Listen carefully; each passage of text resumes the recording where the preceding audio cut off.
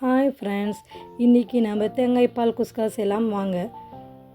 பாத்திரத்தை கழுவி அடுப்பு பற்ற வச்சு பாத்திரத்தை வச்சுடுங்க. இப்போ தேவையான பொருள் பார்க்கலாம். ஸ்பைஸ் ஐட்டம்: ஏலக்காய், லவங்க, பட்டை, வெங்காயம், தக்காளி, கொத்தமல்லி, புதினா, பச்சை மிளகா. தேவையான அளவு பால், தேங்காய் பால். 3 கிளாஸ் அரிசி ஊற வச்சுருக்கேன் 20 நிமிஷம்.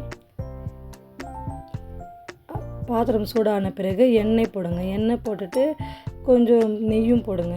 நெய்யும் போட்டு எங்கள் வீட்டில் அடிக்கடி குஸ்கா தான் ஃப்ரெண்ட்ஸ் செய்வோம். நீங்கள் ஷார்ட் வீடியோவில் கூட பாருங்கள். என் சின்ன பையனுக்கு அதுதான் பிடிக்கும். ஸ்பைஸ் ஐட்டம் போடுங்க. அது போட்ட பிறகு வெங்காயம் போடுங்க.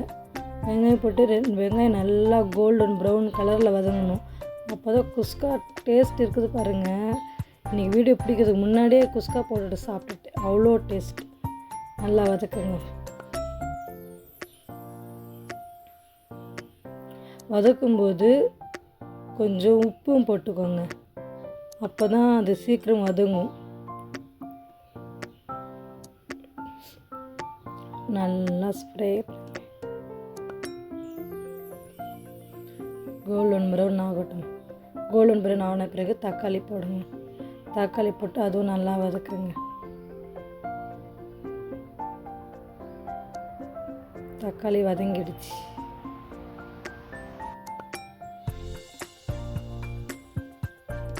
இப்போது இஞ்சி பூண்டு அரைச்சி நான் டப்பாவில் வச்சுருக்கேன். அது 2 ஸ்பூன் போட்டு பச்சை வாசனை போகிற வரைக்கும் நல்லா வதக்குங்க.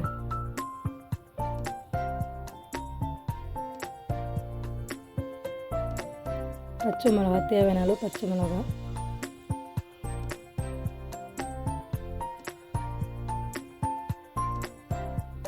எங்கள் வீட்டில் எப்போ 3 கிளாஸ் அவ்வளோதான் செய்வோம். அதுவே காலி ஆகிடும். கொத்தமல்லி, புதினா போடுங்க. வதக்கும் போதே கொத்தமல்லி, புதினா போட்டால் தான் வாசனை நல்லா வரும். தண்ணியில் கூட போடலாம். கொதிக்கும் போது தண்ணியில் கூட போடலாம். தேவையான அளவு தேங்காய் பால். 1 கிளாஸுக்கு 1.5 கிளாஸ். 1 கிளாஸ் அரிசினா 1.5 கிளாஸ் தேங்காய் பால். கெட்டி தேங்காய் பால் தான். இதில் பசங்க வேறு குடித்தாங்க. உப்பு சரி பார்த்து உப்பு போட்டுக்கோங்க. ஒலை கொதிக்கட்டும். மூடி போட்டு மூடி வைங்க. ஒலை கொதிச்சிச்சு ஃப்ரெண்ட்ஸ். இப்போது அரிசியை போடலாம்.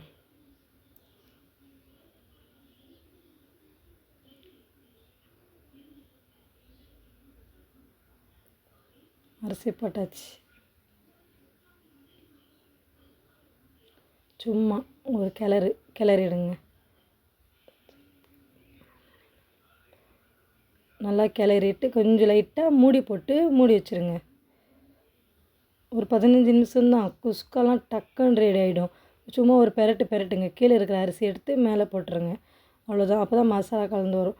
மசாலானா பிரியாணி மசாலாவா அப்படி கேட்காதீங்க. கீழே இருக்கிறதா மேலே கலந்து வரும். அப்போ தான் டேஸ்ட்டாக இருக்கும். அப்புறம் மூடி போட்டுட்டு தம் விட்டிங்கன்னா ரெடி ஆகிடும். செம்ம டேஸ்டியான குஸ்கா. சிம்பிள். 4 ஐட்டத்துலேயே சிம்பிளாக செஞ்சிடலாம் குஸ்கா தயார். பார்த்தீங்களா? உதிரி எவ்வளோ அழகாக இருக்குது. புல்லட் அரிசியில் செஞ்சது. எனக்கு எப்போவுமே 24 கேரட் தான் பிடிக்கும். வீட்டில் புல்லட் அரிசி இருக்கிறதால புல்லட் அரிசியில் செஞ்சேன். பாருங்கள். நான் இது பிளேட்டிங் கூட பண்ணல. இங்கே இருக்கிற பசங்க நமாஸ் படிச்சுட்டு வந்து சீக்கிரமாக போட்டு சாப்பிட்டுட்டேன். அதுக்கப்புறம் பிளேட்டிங் ஞாபகம் வந்துச்சு. சாப்பிட்ற வீடியோ பிடிச்சிட்டேன். நல்லா இருக்குதுங்களா?